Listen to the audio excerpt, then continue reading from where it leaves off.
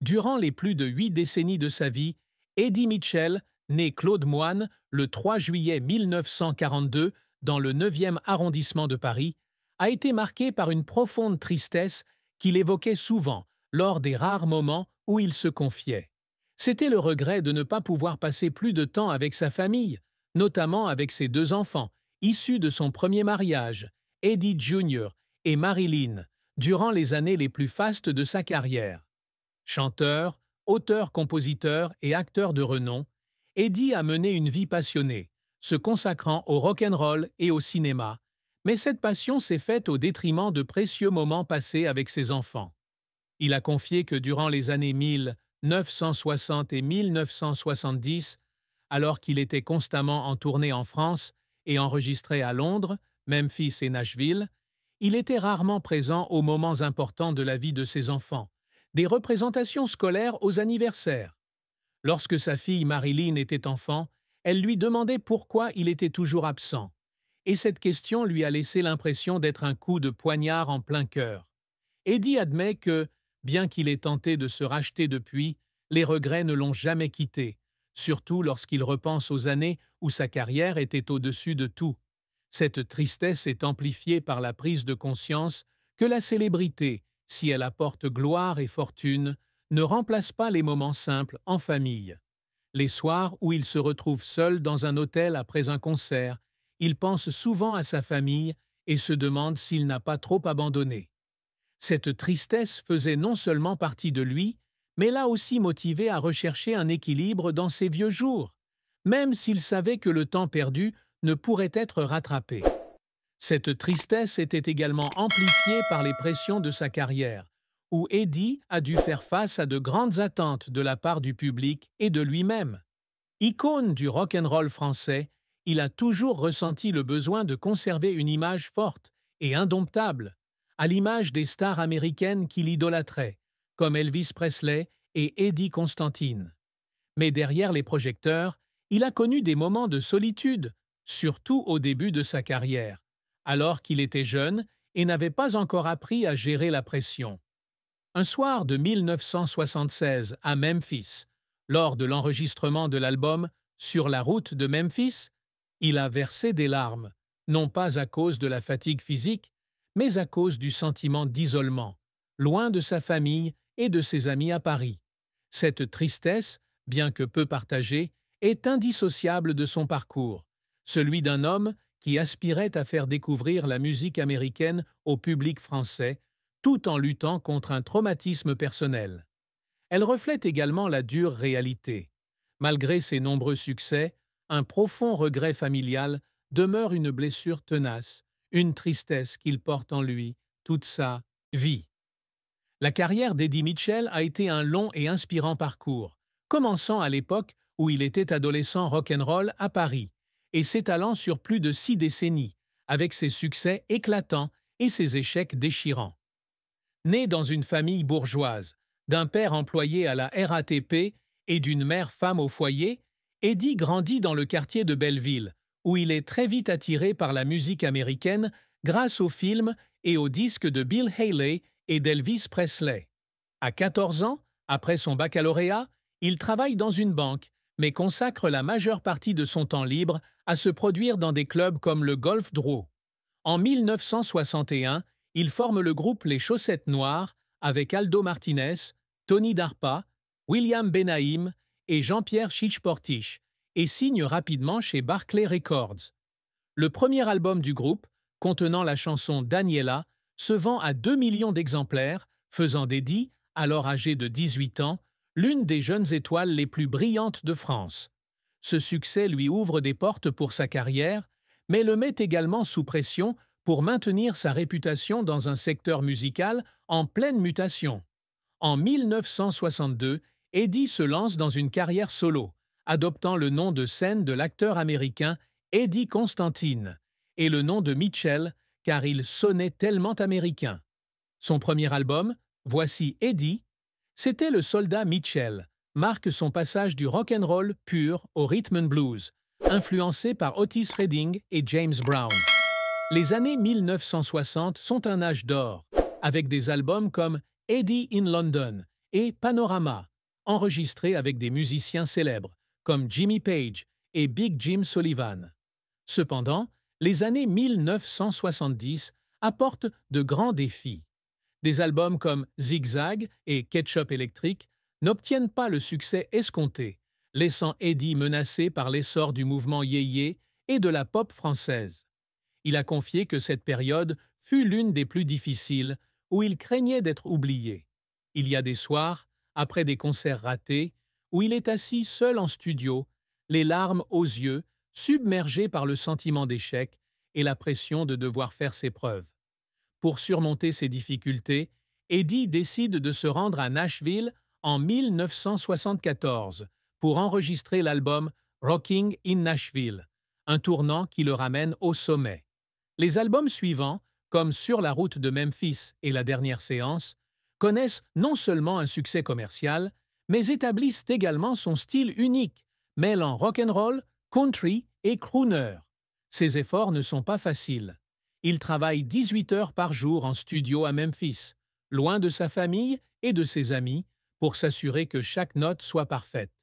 Un jour, alors qu'il enregistre La dernière séance, il fond en larmes, car la chanson évoque des souvenirs de films avec son père au cinéma de Belleville. Outre la musique, Eddie connaît également le succès au cinéma, avec son rôle dans Coup de torchon de Bertrand Tavernier en 1981, qui lui vaut le César du meilleur second rôle en 1996. Cependant, sa carrière d'acteur connaît aussi des échecs, comme son rôle dans Frankenstein 90, un film peu apprécié. Ces moments d'échec et ses efforts constants ont façonné Eddie Mitchell, un artiste qui s'est toujours battu pour préserver sa passion et sa réputation. Eddie s'est également fait connaître grâce à l'émission télévisée La dernière séance, diffusée pendant 17 ans, où il présentait des classiques du cinéma américain. Cette émission exprimait non seulement son amour du cinéma, mais lui permettait également de se connecter au public grâce à des histoires sur la culture américaine. Cependant, maintenir cette émission l'obligeait à sacrifier son temps personnel, contribuant à la tristesse qu'il portait toujours pour sa famille. La carrière d'Eddie témoigne de sa persévérance, mais aussi du prix payé, des nuits blanches dues à la pression au moment de pleurs silencieux dus au sentiment de ne pas être à la hauteur. Ses efforts, bien que douloureux, ont fait de lui une icône du rock'n'roll français, un homme qui n'a jamais abandonné, quelles que soient les difficultés de la vie. Eddie Mitchell a toujours cherché à accomplir bien plus que ce que l'on attendait d'un jeune Bellevillois. L'un de ses plus grands objectifs était de faire découvrir la musique et la culture américaine au public français, non seulement à travers ses chansons, mais aussi par son style de vie et sa pensée artistique. Il y est parvenu avec des albums comme Sur la route de Memphis et Made in USA, enregistrés dans des hauts lieux de la musique comme Nashville et Memphis, où il a collaboré avec des musiciens légendaires. Ces albums se sont vendus à des millions d'exemplaires et ont été salués par la critique, lui valant 2 victoires de la musique de l'album de l'année en 1994 et 1997. Il est également fier d'être considéré comme l'un des pionniers de l'introduction du rock'n'roll en France, ouvrant la voie à de jeunes artistes comme Johnny Hallyday et Jacques Dutronc. Un autre objectif qu'Eddie a toujours visé était la reconnaissance au cinéma. Son rôle de Nono dans Coup de torchon a non seulement marqué un tournant dans sa carrière d'acteur, mais aussi la preuve de sa capacité à dépasser le stéréotype du simple chanteur. Son César de 1996 a été une juste récompense pour ses longues nuits passées à étudier des scénarios et à travailler avec des réalisateurs comme Bertrand Tavernier. Il a également travaillé dur pour devenir un excellent présentateur de télévision grâce à La dernière séance, où il présentait non seulement des films, mais partageait également sa connaissance approfondie de l'histoire du cinéma américain. L'émission a remporté de nombreux prix et est devenue un incontournable de la culture populaire française, suivi chaque semaine par des millions de téléspectateurs. Eddie aspire également à laisser un héritage au-delà de la musique et du cinéma, à travers son action philanthropique et son soutien aux jeunes artistes. Fervent soutien des Restos du Cœur, association fondée par Coluche, il assiste régulièrement à des concerts caritatifs. Il a également créé un petit fonds de bourse pour soutenir les jeunes musiciens parisiens, espérant les aider à réaliser leurs rêves comme lui. Ses réussites, des victoires de la musique et des Césars à la reconnaissance du public et de ses pairs, sont le fruit de son dévouement sans faille. Il a toujours aspiré à être un artiste complet, non seulement doué dans un domaine précis, mais aussi capable de toucher le public par de nombreux moyens. Même à 83 ans, il continue de travailler avec l'album Amigos, sorti en 2024, pour affirmer que sa passion ne s'est jamais démentie. Tout au long de sa vie, Eddie Mitchell a gardé des secrets que seuls ses proches connaissaient. L'un d'eux fut une période de crise psychologique en 1972, où il faillit abandonner sa carrière musicale.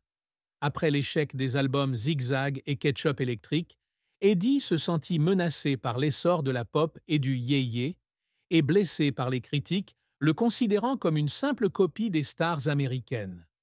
Un soir, dans son appartement parisien, il écrivit une longue lettre à Barclay Records, exprimant son intention de prendre sa retraite et de se lancer dans la banque ou d'ouvrir un petit bar. La lettre, écrite en larmes, ne fut jamais envoyée, mais elle témoigne d'une période sombre où il doutait de son talent et de sa valeur. Eddie garda ce secret car il ne voulait pas passer pour un lâcheur et craignait que sa révélation ne nuise à l'image forte qu'il s'était construite. Seule sa femme, Muriel Bayeul, et son ami proche Johnny Hallyday étaient au courant de cette période et l'encouragèrent à persévérer. Un autre secret était sa relation tendue avec les Chaussettes Noires avant la dissolution du groupe en 1963. Si le public savait que le groupe s'était séparé uniquement parce que chaque membre voulait suivre sa propre voie, Eddie se sentait en réalité isolé au sein du groupe en raison de désaccords sur le style musical et le calendrier des concerts. Il était critiqué par les autres membres pour se concentrer trop sur sa carrière solo et ces disputes le blessaient profondément. Eddie choisit de garder le secret pour protéger la réputation du groupe et éviter de blesser ses anciens camarades. Mais il avoua que cette période lui avait laissé un sentiment de solitude qu'il n'oublierait jamais. Ces secrets, bien que jamais rendus publics, constituent une part importante du parcours d'Eddie, soulignant la complexité de l'homme derrière son image de rock'n'roll indomptable. Le parcours amoureux et conjugal d'Eddie, Mitchell est long et émouvant, avec son lot de joie et de peine. Il épousa Françoise Lavie en 1961, alors qu'il n'avait que 18 ans et était au sommet de sa gloire avec les Chaussettes Noires. De ce mariage naquirent 2 enfants, Eddie Jr. et Marilyn, mais se heurtèrent rapidement à des difficultés. La carrière chargée d'Eddie, avec ses tournées incessantes et ses longs séjours à l'étranger, le sépara de Françoise. Ils divorcèrent en 1979, après 18 ans de mariage, et Eddie avoua plus tard que cette séparation avait été l'une des plus grandes tristesses de sa vie. Il se sentait coupable de ne pas pouvoir offrir un foyer stable à ses enfants, et ne voir Eddie Jr. et Marilyn que le week-end ou lors d'occasions spéciales le tourmentaient. Il y avait des soirs où il était seul dans son appartement parisien, pensant à sa famille brisée et se demandant ce qu'il aurait pu faire différemment. En 1980, Eddie rencontra l'amour avec Muriel Bayeul, journaliste et femme forte et indépendante. Ils se marièrent en 1981 et eurent une fille, Pamela. Muriel devint le soutien affectif d'Eddie, l'aidant à traverser les moments difficiles de sa carrière et de sa vie personnelle. Contrairement à son premier mariage, leur relation était fondée sur la compréhension et le respect mutuel, et elle acceptait toujours les pressions de son travail. Cependant, malgré ce mariage heureux, Eddie portait encore en lui la tristesse du passé. Il confia un jour qu'il craignait de ne pas être un bon père pour Pamela, car il était souvent absent de la maison pour des projets musicaux et cinématographiques. Un jour, alors que Pamela était jeune, elle dessina un portrait de famille sans lui, ce qui fit pleurer Eddie, qui avait le sentiment d'avoir manqué à ses responsabilités. Malgré cela, Muriel le rassura en lui affirmant que son amour pour ses enfants était indéniable et l'aida à tisser des liens plus étroits avec eux trois. Le parcours amoureux d'Eddie témoigne de sa capacité à apprendre de ses erreurs et à trouver le bonheur, même si la tristesse de son premier mariage est restée profondément ancrée en lui. La famille d'Eddie Mitchell, composée de son épouse Muriel, de ses enfants Eddie Jr., Marilyn, Pamela et d'autres proches, comprend parfaitement la tristesse qu'il a éprouvée. Muriel, qui a accompagné Eddie pendant plus de 4 décennies, comprenait mieux que quiconque ses regrets de ne pas avoir passé suffisamment de temps avec sa famille. Elle a confié à ses amis qu'elle avait été peinée de voir Eddie ruminer ses années loin de ses enfants, en particulier Eddie Jr. et Marilyn, et qu'elle avait toujours cherché à créer les conditions pour qu'il se rapproche d'eux. Muriel est convaincue que cette tristesse fait partie intégrante de la personnalité d'Eddie, un homme qui a toujours donné la priorité à ses passions artistiques, tout en cherchant constamment à se racheter auprès de sa famille. Eddie Jr., aujourd'hui musicien, confie que grandir dans l'ombre d'un père célèbre a été difficile, mais il comprend qu'Eddie ait su tirer le meilleur parti de sa situation.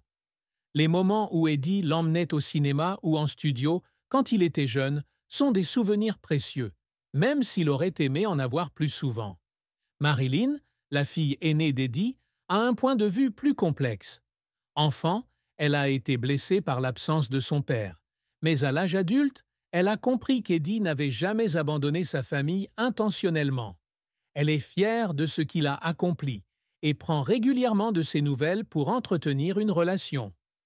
Pamela, la fille d'Eddie et Muriel, a grandi dans un environnement plus stable, mais elle a aussi reconnu la tristesse de son père. Elle a dit qu'Eddie essayait toujours de la compenser en participant à ses activités, comme en l'emmenant à des concerts ou en partageant sa passion pour le cinéma. La famille d'Eddie ne voyait pas sa tristesse comme une faiblesse, mais comme l'expression de son profond amour pour eux, malgré les pressions de sa carrière. Ils étaient fiers qu'Eddie ait transformé cette douleur en motivation pour créer et devenir une icône culturelle, tout en continuant d'être un père et un mari travailleur. La vie d'Eddie Mitchell fut un long voyage riche en émotions, des sommets de sa carrière à une profonde tristesse pour sa famille et lui-même.